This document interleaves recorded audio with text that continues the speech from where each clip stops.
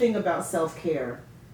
We like to talk about self-care in these very soft and very comforting kind of things, like I'm gonna go to the spa for the day, or I'm gonna take off, or I'm gonna go get a massage. All of that is wonderful. You should be doing that anyway. Mm-hmm.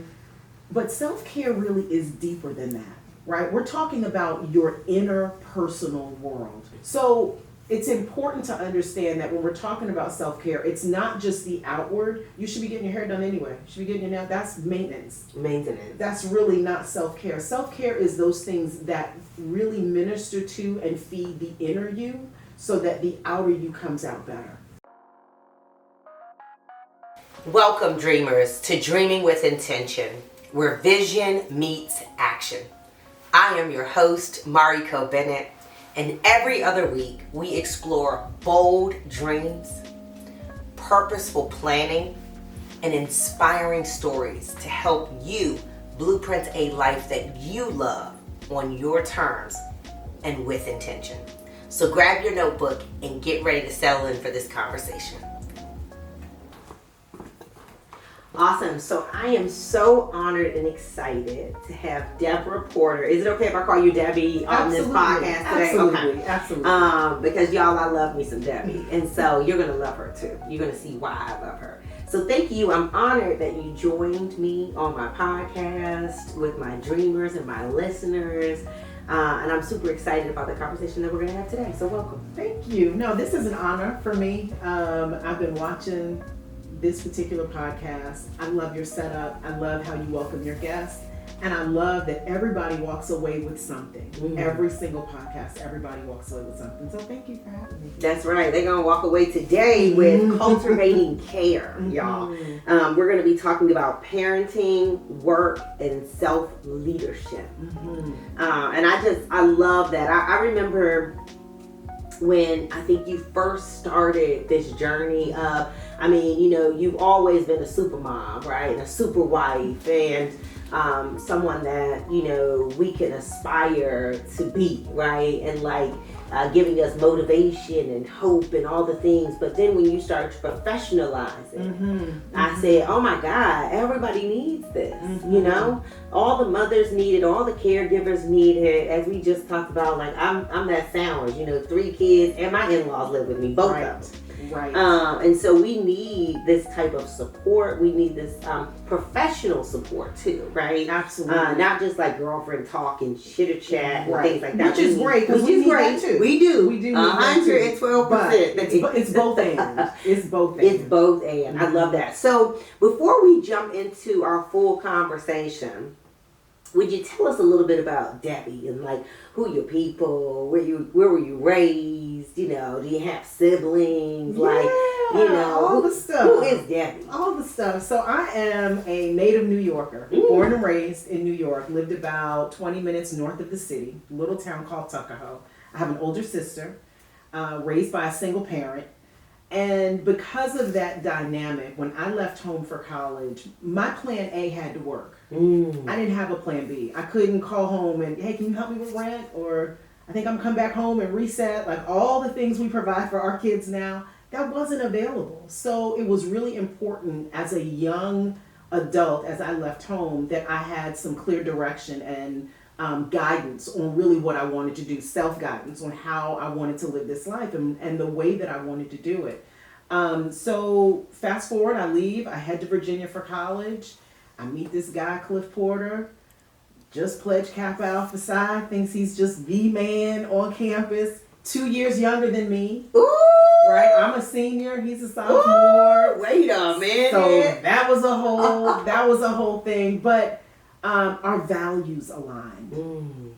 And I always tell people, when you're in relationship, not just romantic relationships, but even your friendships, we don't have to agree on everything. We don't have to be the same about everything, but we do have to have some kind of an alignment as it pertains to values. And so, we just decided, let's do this crazy thing. Let's go for it. And how many years later? We will be married 36 years this December. Wow. 36 years. Yeah. I want to dig into values, and this is not a part of the questions that we sent to you, but there may be some dreamers and listeners that hear values and say, what are values? Like when, you say your values should align. And I talk about, your 5, closest friends, somewhere you're in the middle, right? Mm-hmm. And so, that alignment I think about all the time, mm-hmm. And so my friends are like, they're amazing. Like they're dope. Like they're doing great things. They're super smart, but they're fun. They're a good time. Mm-hmm. They're fashionable. Like they're all the things. But I'm somewhere in the middle, clearly, right? Yeah. But talk about values, because I think, what do values look like for folks that don't know? Yeah, I think when you're thinking about your values and what's important to you and what are the priorities that you've set for yourself in your life, the people you want to surround yourself with are people that you're not jealous of and aren't jealous of you. Mm-hmm. You can cheer each other on. I can cheer you on even if in the moment my business isn't doing that great, mm-hmm. right? Because your success is also important to me. You being all that you were created to be also matters to me. So it's people that are able to lift you up. They're people that are able to sit with you when things aren't well, but at the end of the day be like, okay, girl, we done had our cry. What we doing? Yeah, what's next? What's next? Yeah. So folks that love you unconditionally, for me, that's a huge value for me. Mm. If I have to earn your friendship, if I have to, jump through, but I can't do that. Mm-hmm. I can't play the friendship game. I'm gonna talk to you now. I'm not talking to you later. It's got to be some kind of consistent, and it's got to be intentional. Mm-hmm. Because relationships do not grow if there is not some intention set around the get together. You were just talking about how it was important for you to show up mm-hmm. for this particular thing that y'all had set up. Mm-hmm. You were intentional about that. You could have blown it off. Right. But there's something about being intentional around your relationships. People that value you will make time for you. That's right. People that consistently tell you, girl, I meant to call, but I was so busy. Girl, I was supposed... Okay. Mm-hmm. Because we make time for what's important for us. We do. Full stop. We do. We do. I talk about that. I say that a lot. You show me your checkbook and you show me your calendar, and I can show you what you're prioritizing. That's real. Mm-hmm. That's real. Mm-hmm. That's real. Right? Absolutely. Yeah. 100%. And so when I talk about blueprinting and I talk about goal setting and dreaming with intention, and you talk about intention, if your checkbook and your calendar is not aligning with what you said you wanted to manifest, that just gave me chills. No lie. Mm-hmm. I'm serious. That is real. Mm-hmm. And I think we hear the checkbook thing a lot. We don't think about the calendar. The calendar. Oh, yeah. Because that's your currency, too. Your time is currency. That we cannot get back. It is gone. Them 24 hours are gone. So how are you spending that currency? Who are you around? Who are you allowing into your space? That's big. Mm-hmm. Mm-hmm. I say it all the time. That's big. All right. So I'm excited. I want to hear all about, and I know our listeners want to hear all about what you are currently working on. So can you tell us a little bit about your journey as the ultimate mom coach? And if you would start with the how you ended up as the ultimate mom coach. Yeah, this was a very interesting journey for myself. So in my own life, I was a criminal investigator and probation and parole officer. That's kind of, I have a degree in criminal justice. So that's the kind of thing that I did and I loved. And our family dynamic shifted a little bit. Cliff got an opportunity that was really promising. And so he was like, you know what? You love your job, work if you want to, quit if you want to. Like, this is the moment. Before we buy a house, a car, or something, like, this is the moment. You know, whatever you want to do works for me. So, I was pregnant with my second child, and I was picking up Chanel from daycare, and one of our clients was there picking up their kids. Now, I loved what I did, but I didn't want my clients to know where my kids were. That was a little too delicate. These are people that I have to violate sometime and send back to jail. Like, I don't want you to know where my kid is. So in that moment, I said, you know what? I'm going to pause this for a minute. I'm going to go home. I'm going to pause this career, and I'm going to see what this might look like. But here was the thing for me that was very important. I was pausing my career, but I didn't want to pause my life. And I wanted to make sure that as much as I loved my kids, my husband, my home, I didn't want to get lost in that. And I didn't want that to be the only thing that was interesting about me or the only thing that got my attention. So it was really important for me to take those investigative skills and still use them? How do I make this home run smoothly without it being on my back? How do I, create these systems and flow so that everybody plays a part in this house? It's not just, well, mommy, where's this? Mommy, no, we are a team and everybody has a role to play. And so it got to the point where friends of mine started asking me, well, can you show me how to do that? And I've heard you talk about this. I've heard you talk about how you think when you're doing something, everybody knows how to do it. Right. Like y'all, you're not doing that. Right. So, I had this thing set up where every quarter I would leave the house for 2 days.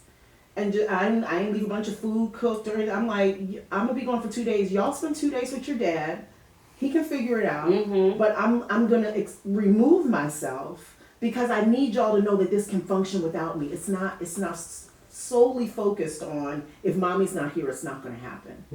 And so as I began just doing these things, and other people began asking me to, can you help me figure out how to do that? Can you help me figure out how do I put myself first and not feel guilty?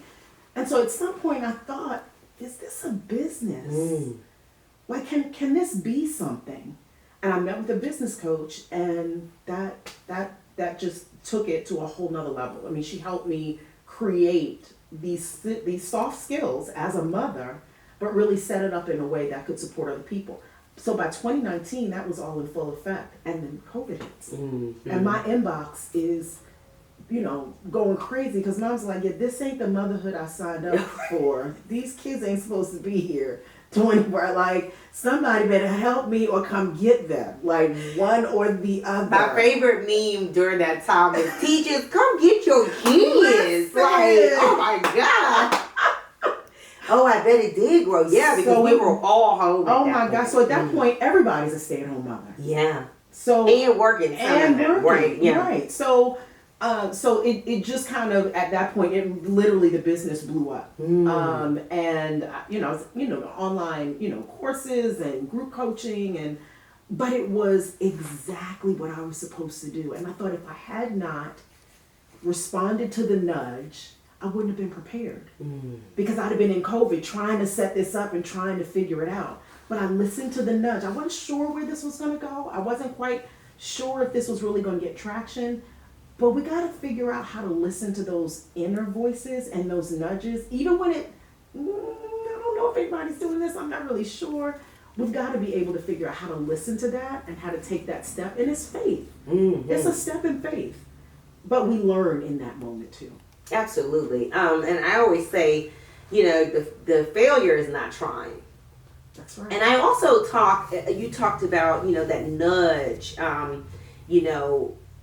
I believe in the visions that I see, okay, for me. I mean, I really do. And I want to encourage other people to believe in those visions and follow them, right? Follow those dreams. Because they're yours. They're yours alone. Only you can see them in your head. And I believe they live in your head and your heart. 100%. And I also believe that dreams that you don't go chase after can ultimately turn into nightmares that can keep you up at night and begin to haunt you because they're like, or you then see someone else doing it. Oh, that's the one. Oh my gosh, I thought about this 5 years ago. Why did I not? That's right. That's the thing that really, I wish I would have. No one wants to live in that space. No one wants to live in that space. You don't want to live in that space. So I encourage people to go after them because what's the worst that can happen? You learn something from it. There's no failure. No failure. There really no failure in trying. There is no failure. The failure is not trying. Not it doing. Cripples you. It's something not doing. Yeah. So I love that you were able to help other mothers and talk a little bit about the caregiver element as well, right? So as I mentioned, I'm that sandwich. My in-laws live with me. Yes, both my mother-in-law and my father-in-law, and they're in the house. And so I know she's watching this. You know I love you, Susan. You too, Bruce. But they're in my home, and so and 3 children. So talk a little bit how you went from mothers to also caregivers. Yeah, I think that a lot of what parenting is caregiving. And so a lot of the same struggles that parents are going through, caregivers are going through, but sometimes even more so. Because as you mentioned, the sandwich generation, so you're not just raising the next generation, you're also taking care of the previous generation. So the caregiving is a piece of what parenting is as well, right? But then you add on the whole idea of raising the previous generation or the next generation and then taking care of the previous generation before us. The struggle is this: where do you then find space for yourself? And I think that caregiving has an added burden to it because, you know, you've got people before they leave for work or before they log on, they're taking care of their kids. They go to work, take care of that, they come home, now they're caregiving for their relatives or, you know, an aging parent or something. And I think the struggle is real. And I think what we miss, especially in the workplace, what employers are missing is, if I ignore this, if I ignore the struggle this person is under, there's a lot. I can risk losing them. I can risk them quiet quitting. I can risk getting just the bare minimum out of them. However, if I open this up and acknowledge where they are, and dare I even provide some kind of support services for them, you have an employee that you will guarantee get the best out of because they know you care about them beyond just what they're delivering for you. Absolutely. You care about their real life. And that's really all as humans. Like, don't look through me. Don't expect that I can show up, hang up my caregiving hat, and then just, you know, be amazing and then put that hat on when I walk. Life does not work like that. So I have found that employers that are more engaged and more willing to provide some kind of wraparound support for folks that are in that space, they have a better employee at the end of the day. Yeah. I talk about that, you know, because work is not your life. Exactly. It's what you work is what you do to pay for your life, right? Exactly. And so the life lives outside of here. Exactly. And so I think if you can't be your whole self at work, I mean, you know, if you got all that going on, it's difficult for you to be able to perform at work. You know, you got all that. So I love that you're saying that, and you're seeing that organizations are being responsive to investing. Oh yeah. in their employees. And I think because parents are loud now, right? As a result of COVID, moms are loud. And this generation coming up, they are more engaged with their work-life balance. They are. They're like in and a way that we were. safety. Yeah, like we. Yeah. Girl, did you know those words? No, and also even now I'm like, what? Right? What?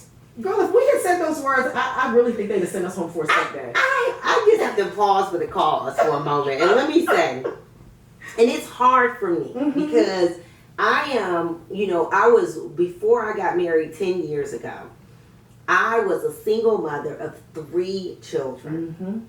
And I had to get 3 kids fed, dressed, out the door very early at 3 different locations. I didn't have the luxury of dropping in one place. And because I always wanted the best for my children, they were going to like schools that, you know, I mean, it was all over the place. So I had a 2-hour commute in the car before I got into the office. And then I had to be there by 9 a.m. and sometimes earlier than that. Right, because there's no flexibility. No. It wasn't like, oh my God. That wasn't a word. That wasn't or I'll take this first call at home and then I'll... Oh my gosh, no. And the expectation was, okay, so, and then I had to look like what I had not been through. Right, hello, good morning. Good morning, everyone. Hello. Yes. Not knowing I just almost killed a kid because they didn't do what I said. Not realizing I almost caught a case before I got here. Almost, but I got myself together. It's a whole thing. I almost caught a case. It's the truth. It's a whole thing. It's a whole thing. So by 9 a.m., I think we got an hour for lunch, right? You know, depending on your, you know, or so. Yeah. And then you leave work at 5 p.m., 9 to 5. And then I had to go pick up these 3 kids from these 3 different locations, take them to practice, whatever, because they all did the things. They did all the things. Then feed them dinner, bathe them, and do that 5 days a week. Not to mention homework. Oh, I forgot homework. I'm sorry, excuse me. I forgot that I also had to do homework, make sure homework was done. It's my responsibility. Absolutely. As the parent. So, yeah, this new generation is hard for me in the workforce after COVID to come, for my psychological safety. For my psychological safety. I'm like, and I'm really happy that they are more engaged. But sometimes I'm like, listen, right? I got 3 adult kids. Stop. And one in particular, I had to let them know that I'm not really open to. I said, what you mean you're not open to doing your job? What are you saying? I just, they have such conviction around stuff, which I appreciate. Yeah, I do too. But at the same time, anybody that hires you is taking a risk because you don't really know nothing yet. Yeah.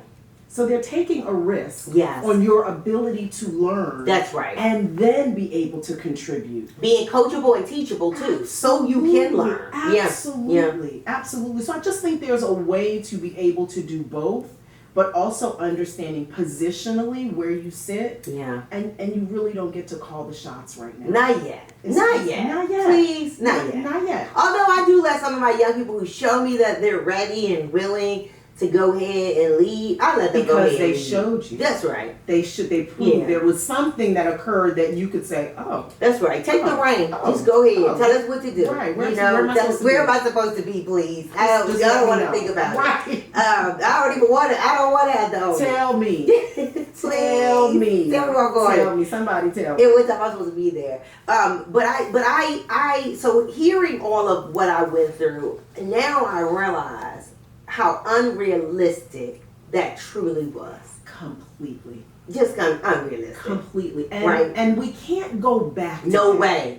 So all of this return to office stuff. 5 days a week is a lot. It's making me nervous. Yeah, but I mean, can they get 2 to 3? Because, I say 2 to 3 and people go, I'm about to quit. Right. You're about to quit. Right. I just didn't come to work twice a week. People are quick to quit. They are quick to quit. Yeah. So I think, there has to be this way, because the other thing about being young in your career, there is something that is learned by being in the midst that you really don't get over Zoom. So there really is something about the connection and the understanding and those impromptu conversations and learning moments. But your folks are just like, I'm not going back to work. I'm not. And your plan is, and see, for me, it's like they're like, I live in Mexico, I live in Mexico City. I'm enjoying this. I'm enjoying this breeze. Oh yeah. What are we doing? They're like, I'm enjoying where I'm at. It's a different existence, which there are positives to it. That's right. But I think too that as parents, we're so, we so want to provide our kids with better that we almost forget. It was the less than better that helped us to develop our grit.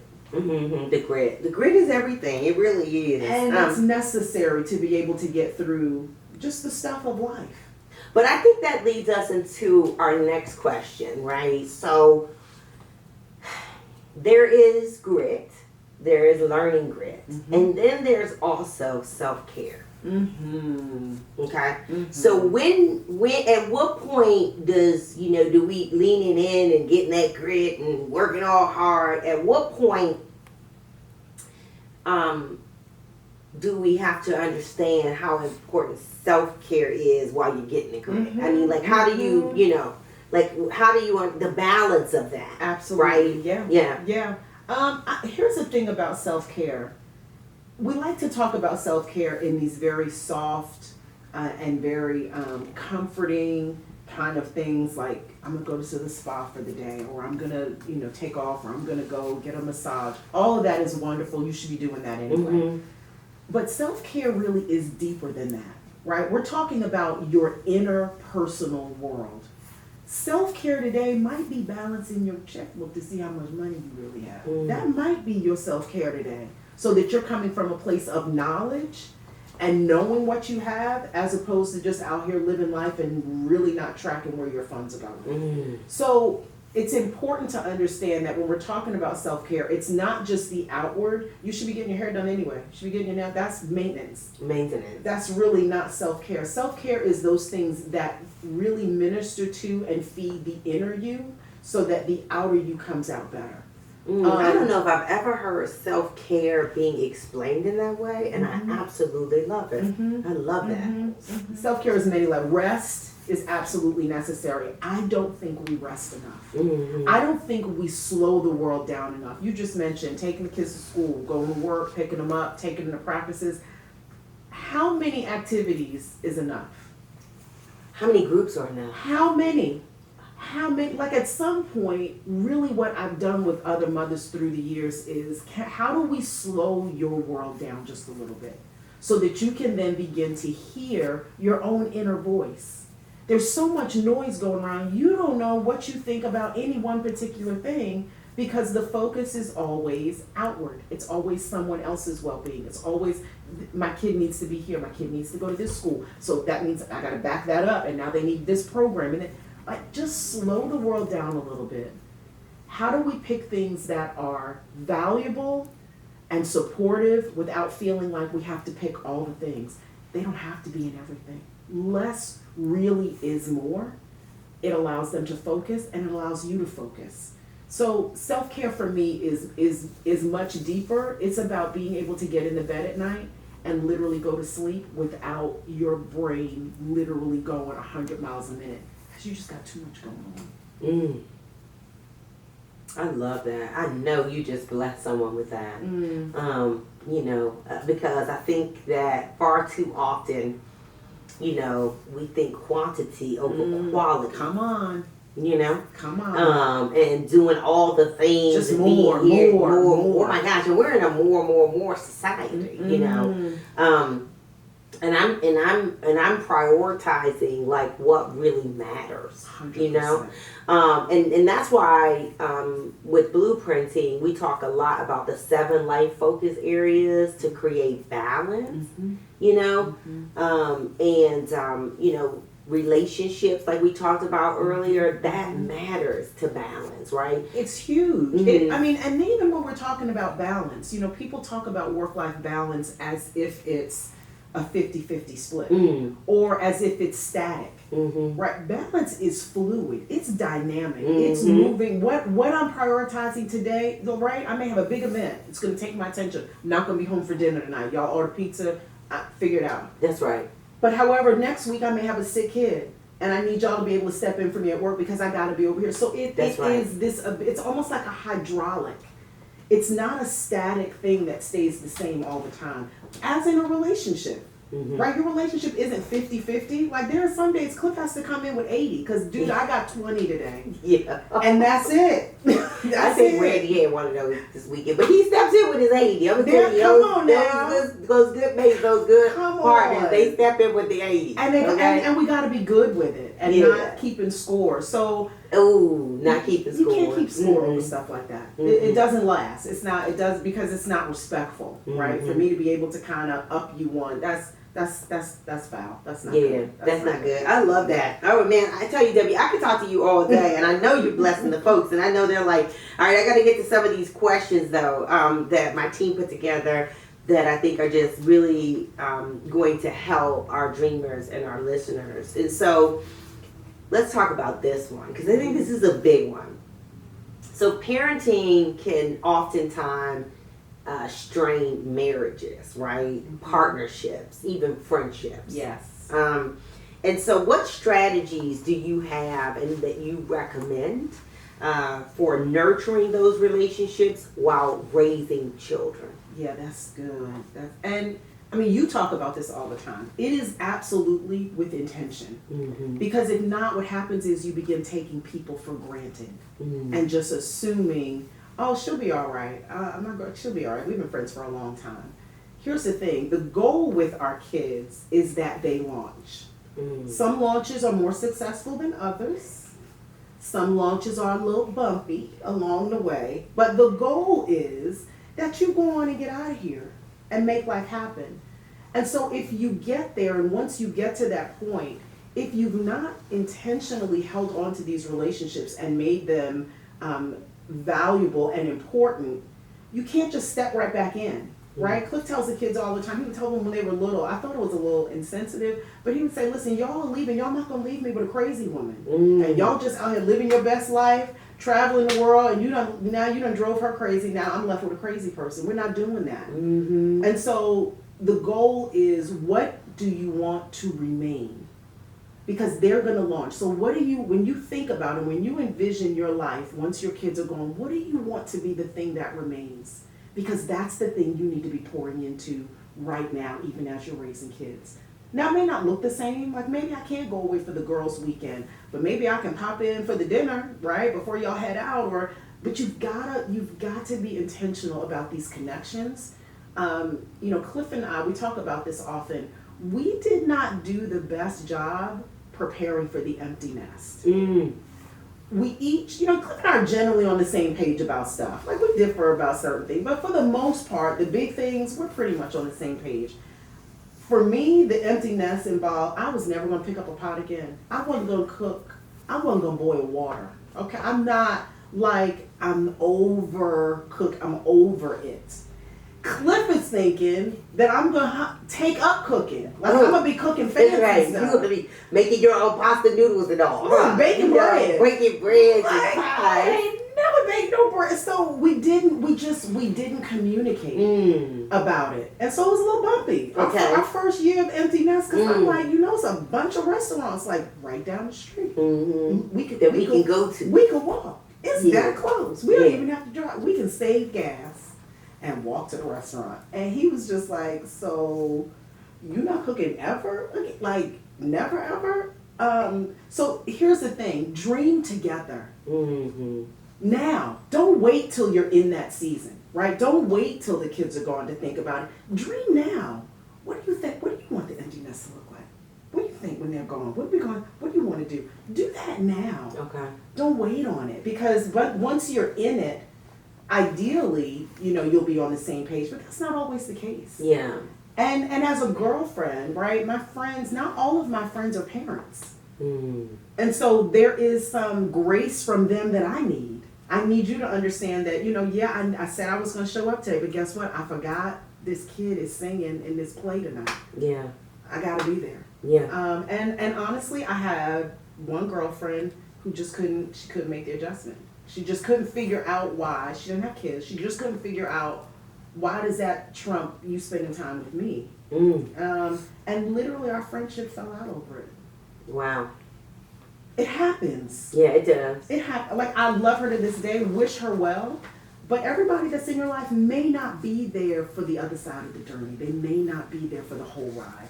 And it's really okay. It is okay. It really it's a reason and a season. It right? really is Sometimes okay for folks. Right. Yeah. Don't sweat it. Don't just be thankful for what it was. But the fact that you are teaching people to dream with intention, that really can be placed in every single area and place in your life. And parenting and what parenting looks like on the other side of the day-to-day parenting. Right. You're still a mom, but the day-to-day. Right. You're not involved in the day-to-day. Oh my gosh, I know. So that's new. You were sitting and I was like, oh, me and Randy need to sit down and have that conversation because we're new, empty nesters, if you will. Our 23-year-old still is with us. However, he's 23. But he's so 23. Right. Yeah, isn't that the same? Right.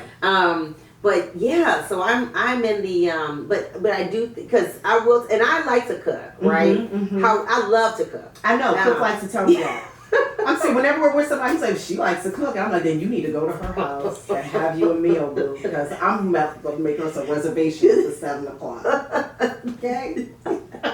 I love it, but Monday through Friday, I don't think I have it in me anymore. That's what I'm noticing. Yeah. Right. So it's just happening. Yep. And then my husband thinks I still have it in me, and I'm like, right, no food in here. Like, I just came in from work. Like, what's going on? Cliff will come upstairs.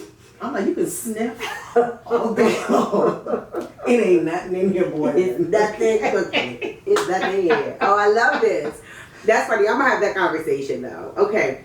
So, let's talk about your coaching because, this conversation, I would love it to keep going and going and going, but I already know that my team over here is about to start giving me like fingers and all the things. So I really want our dreamers and listeners who are like motivated by this conversation, because I know they're going to be motivated by this conversation, but like in your coaching, talk a little bit about your coaching, number one. Talk about how folks can get in touch with you to get some support and some help. with what they might be going through in their parenting or caregiving journey, right? And then talk about the number one challenge relationship challenge that you see right now that families are facing today. Absolutely. So, DeborahPorter.net, my website is probably the easiest way to reach out, send an email. A lot of the coaching that I'm doing right now is through and with employers. Okay. Right? So through employee resource groups of different kinds, being able to come in and to provide not just information for the employees, but also for managers. Right? What does flexibility really look like? It's not always remote work. Right? There are a lot of different ways. How about we don't schedule 3:00 meetings when I know my kid is on the way home, I need to check in with them and make sure they're good. So we talk about all these different ways to attempt to be flexible, even if remote work is not a thing. So a lot of the work I'm doing now is kind of through and with these organizations, and then providing coaching on the side for a lot of their employees. Absolutely open to talk with anybody that might need something separate from that. Or if they're looking to bring somebody in also to their place of employment to be able to do that. The second part of that, I think there are a couple things that families are dealing with right now. One is the idea of the mental load and one person feeling like they are the default parent or the default partner, where all those unspoken and invisible things that need to be done to keep a family and a home functioning and running is literally sitting on the shoulders of one person. That's a conversation you have to have with your partner. And that conversation can look a couple of different ways. My suggestion is that you come in with their undivided attention, right? I could show up differently in this relationship and in this home if the structure of how we get stuff done was different. When do you have maybe an hour where we could sit down and talk about it? That's going to go over a lot better than, I'm so tired of being the one that has to do everything around here. You know, that's not going to get you the response you want. That's one thing. Say it again, Debbie, for the people. How again should they say to their partner? Let's do that one more time. I will practice with you. Okay. I could show up differently in this marriage and in this home if we could figure out a different way that we're dividing all of the work that needs to be done to keep a home and a family functioning. When do you have some time this week that we could sit down and talk about it? I think that's, that's Randy. That's how I'm going to start talking to you. Okay? Because what it does is it lets them know I'm not going to hijack your time right now. Yeah. This is so important that it needs its own moment on the calendar. We can't attach this to anything else. Love it. This needs its own moment. And I need you to let me know when you have the capacity to receive and sit down for this conversation. So I'm going to let you know how I feel, but now I need you to tell me, when can we do this? I love that. It's respect on both sides. It is. I think the other thing that people are dealing with is this whole idea where there's this book out, The Fair Play Method by Eve Rodsky. There's this book, and she talks about how society has determined men's time is like diamonds and women's time is like sand. So, right, how do we treat diamonds? They're precious. There's few of them. They're rare. We've got to protect them and be gentle with them. Sand, child, there's sand all over the place. You just got sand on beaches, in yard. There's sand everywhere. And so we've got to be able to respect each other's time. She also says in this book that an hour at the pediatrician's office should be as valuable as an hour in the boardroom. So stop assuming and making one person's day or events from that day more important or more respected than that of a mom who is at home with a sick kid. Absolutely. It's all valuable. So respecting each other's time, handling the mental load and who's doing it, and then being really careful that we as parents are not, our head is about in these phones. When people get home, kids need this. They need to see your eyes. Maya Angelou said, your eyes should light up for them when they walk in the room. And we understand the whole idea about screen time for kids. We miss it when it comes to us, right? We're telling kids, put your phone down. Are you putting your phone down? Are you modeling that behavior, or are you just instructing everybody what to do? So be real intentional around your family time, your face-to-face time, everything going on those phones. It ain't going nowhere. them crazy people still be on TikTok doing all that you're not missing anything. It's really okay. But those are the 3 things right now that I see families really struggling with. I love that. I loved everything about that response. There's so much to unpack in that, and I'm not going to because Kennedy is going to give me the eye, and I don't want the eye from Kennedy, so I'm just going to... Me neither. I just really met Kennedy recently, so I don't want the eye. You already, I don't want the eye. See, I don't want it. But wow. I think, in all of the, putting the phone down is something that you're absolutely right. I'm trying to be fully present, and these are the moments that matter and that we can never get back. That's right. And so I am with my friends, and my friends, we're all like, put that down, like be present here. That's right. That's right. And so the same, with the children, and it really does matter. There was something else you said that I wanted to dig deeper in, but I'm in that middle age life right now, so it's gonna come back to me though. But it may be at midnight, but just call me. Just give me a call. We can talk about it on the phone. Just call me. It's the truth. It was the second. Oh, the boardroom and the pediatrician piece. Yes. So important because the kids are going to remember. And, you move on from companies. You move on from boards. You move on from all the things, right? And again, that's a livelihood. That's helping you to create... Absolutely. The life, right? Who's on their deathbed thinking, I wish I had worked more hours? Right, no. Nobody. They're wishing, I wish I had spent more time. That's right. I wish I had showed up. Those are the things that last. That's right. And so, I'm not disrespecting anybody's means of how they bring in money. And I'm not saying dumb it down. It's all valuable. It's all important. But let's keep stuff in its proper perspective. That's right. That's all I'm asking. That's right. Yeah. And even myself though, right? So I think even when we're at the doctor, I'm not multitasking in here. I can't be on that call right now. I'm actually focused on my health and my well-being, my self-care. Absolutely.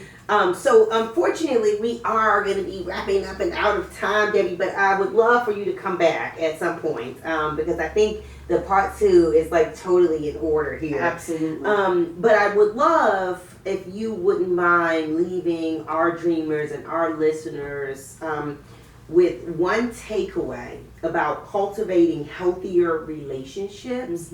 What would that be? What's the one thing that they might be able to do? So here's the one thing I want people to be mindful of. When we talk about priorities, I'd love for us to go back to the original form of that word. The word priority was pluralized, I think in the 20s, some time management guru just decided to take the word priority, which means the thing, and now has pluralized it. So now instead of having a priority for the day, I have a list of 10 priorities for the day. You can't have because if everything's a priority, nothing's a priority. So I would love people to go back. I don't use the word priorities. I don't anymore. I don't pluralize it because I have a thing I need to get done today. What is the thing? Maybe you have the priority for you personally and the priority for work. But the whole idea of having this incredible list of priorities, it's already going to send you spiraling because it's going to be very difficult to treat everything like it's a priority. The other thing I want people to really think about is let's no longer aim for perfection. I think the goal of perfection has one goal, and it's to rob you of your peace. In this moment, you got to protect your peace over everything. So let's let that go. You're not failing. You didn't mess them up. You didn't send them out jacked up. You're not failing. Stop reaching for perfection and make sure you're guarding and protecting and aware of what your peace is, because that's where longevity lives. Yeah.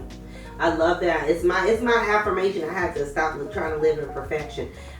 Pretty and perfect is not going to stop my progress. Come on. I'm not going to let pretty and perfect stop my progress. That's right. And you said something it'll rob you. It will literally rob you. Yeah, because it wasn't perfect. Oh my God! But it was great. It's done. It's sometimes done. Done is better. I than know. It's It's done. It's done. It's a wrap. It's done. It's done. It's done. It's done. And so, and I love that because I know that for me, it hits deep. And I actually, because I always say, well, you know, it won't be perfect, but everything I do, I really try to do in excellence. And I know that that's what I'm striving for, like just my best. There you know, I'm striving to do my best. There you go. But I absolutely love what you said. It's done. And so, okay, my team about to be like, it's done. Listen, this episode is done too, man. They gonna be like, it's done. It might not have been perfect, Mariko, but it's done. And you know what? You're right. So thank you. Thank you for gracing us with your presence. Thank you for sharing with our dreamers and listeners. I know that they were blessed because of this conversation today. This was an honor. That they took some good old notes today. Because I took some notes. Okay. So thank you. Thank you. Yeah. Thank you.